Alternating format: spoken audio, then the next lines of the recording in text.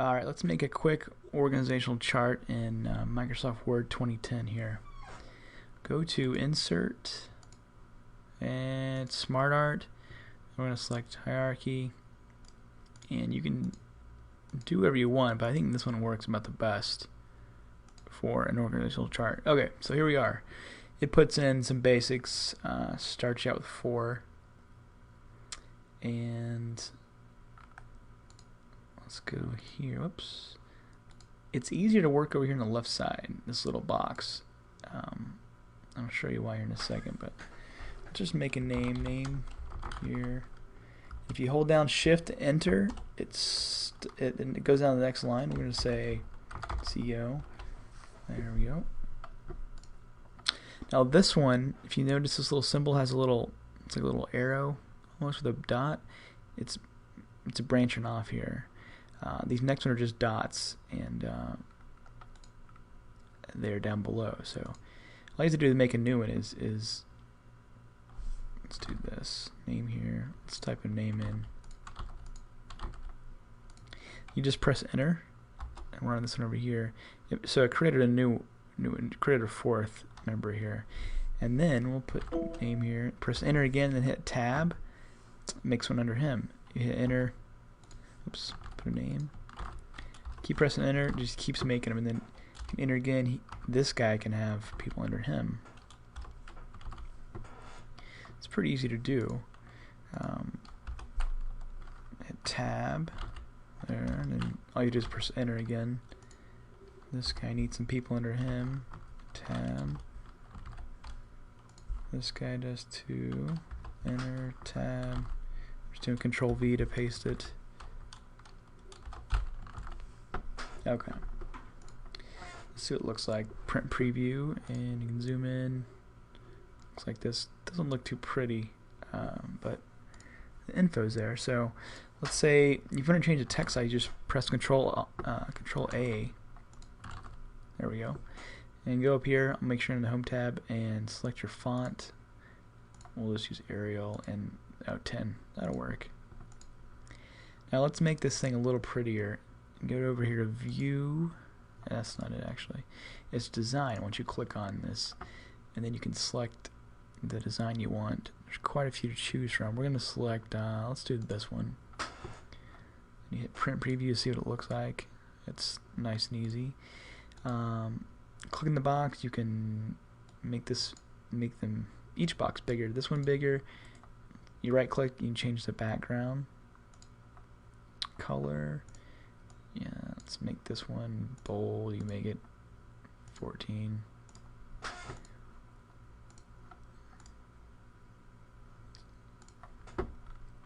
You can drag these around if you want to. Control Z undoes that.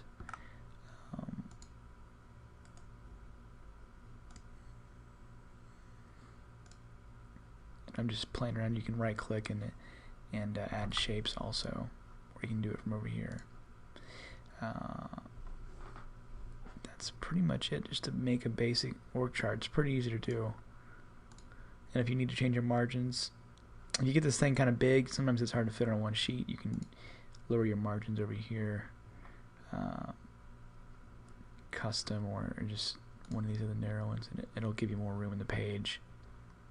The default is 1 inch on each side. It's kind of a waste of space sometimes if you're pressed for room. So there you go.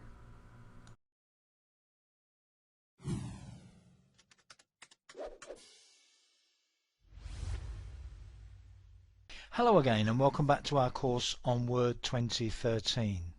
In this section we're going to look at what's new in Word 2013. I've already mentioned that the use of touch devices is a feature throughout Office 2013 now, and of course Word is no exception to that. So one of the things that I'll be coming back to from time to time is how to do things in Word 2013 using a touch device. But in this section I want to look specifically at some of the new features and functionality of Word 2013. Now there's a very useful page on the Microsoft.com website in the Office section called What's New in Word 2013, and that lists, with a little bit of explanation in each case, the main functional changes in Word 2013. So let's go through the main ones now, and then we'll come back to each of them in detail later on in the course.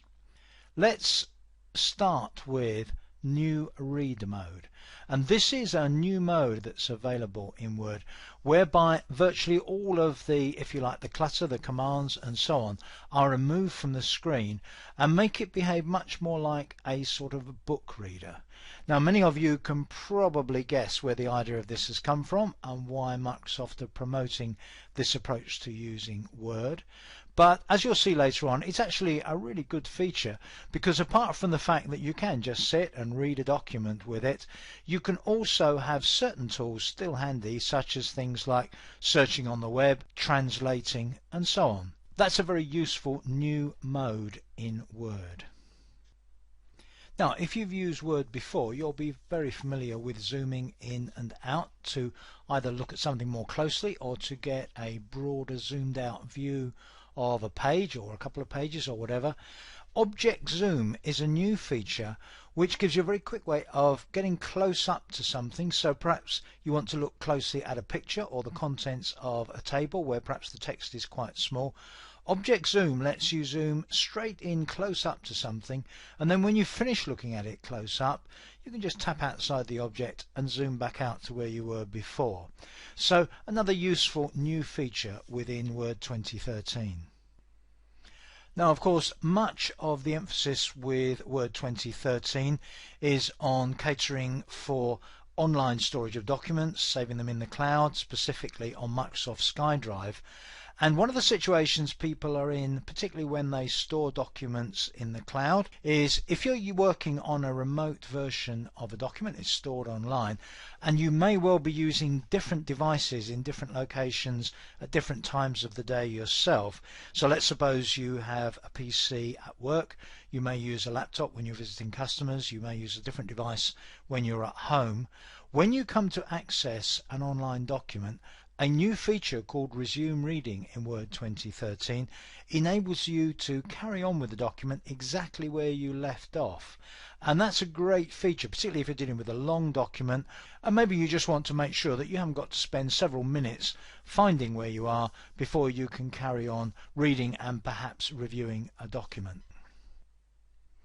Another useful feature when you have an adequate internet connection, of course, is the ability to watch an online video right from within a Word document. So the Word document contains the necessary link to take you through to the video, and when you're at that point in the document you can literally just play the video, as I said, provided you have an adequate internet connection at that time. And a very useful feature, particularly when you're working with long documents, is the ability to collapse or expand parts of a document with just a tap on the screen or a click of the mouse. This means you can put a summary of a section in a heading and then let each reader decide whether they want to open the section and read the details. Many of the new and improved features in Word 2013 relate to working together with other people on documents. And this extends to not only saving files in the cloud, but also being able to share files in the cloud. And now there are good facilities for actually working on the same document as colleagues at the same time as those colleagues. So you can both work on the same file at the same time. Now there are some constraints and restrictions on this, but subject to those, it's a pretty effective way of working collaboratively on a document. Not only can you share documents on SkyDrive, of course, but there are extensive facilities generally for sharing documents using Microsoft SharePoint. Another feature that's important for collaborative working, and if you've ever done collaborative working I'm sure you'll be familiar with it, is change tracking in Word. Now in Word 2013 there is a new revision view called Simple Markup, which provides a clean, uncomplicated view of the document, but where you can still see where tracked changes have been made. One of the very long-standing features in Word related to collaborative working is the use of comments. Well, in Word 2013 you can reply to comments and you can mark the comments as done, although if you do, although the comments are greyed out, they're still there, so you can still see the history of a conversation about a comment. Nowadays the standards of presentation in documents are very high, generally speaking, and more Word, which started out as a pretty straightforward word processing package, is now seen as something close to a desktop publishing package. And in Word 2013 there are a whole new range of templates available, and these templates have been updated for a modern, crisp, clean look and feel. Now, for a very long time, Adobe PDF format, portable document format, has been the standard for interchanging readable documents. And for a few versions of Word, it's been possible to write PDF format documents as versions of Word documents that you've been working on.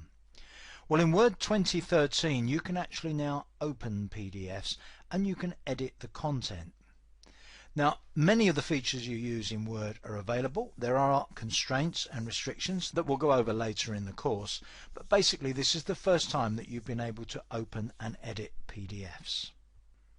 And finally, another very useful feature in terms of the presentation of a document is the new live layout and alignment guide facility, where as you move photos and shapes around in your document, you get a live preview of how the document will look in each of the possible sizes and orientations and so on. So there we have it. That's a whistle-stop tour of the new features in Word 2013, and it's now time to get started on the course proper. The first thing I'm going to look at is the use of touch in Word 2013. If you've used any components of Office 2013 already, many of the features of touch in Word follow the general pattern from within Office 2013, and there is information about that available on the Microsoft.com website. But for the purposes of this course, I'm going to go over the basics of use of touch in Office 2013 generally first, and then I'll cover the specific aspects of using touch in specific aspects of Word 2013 as we go through the course. So that's it for now. I'll see you in the next section.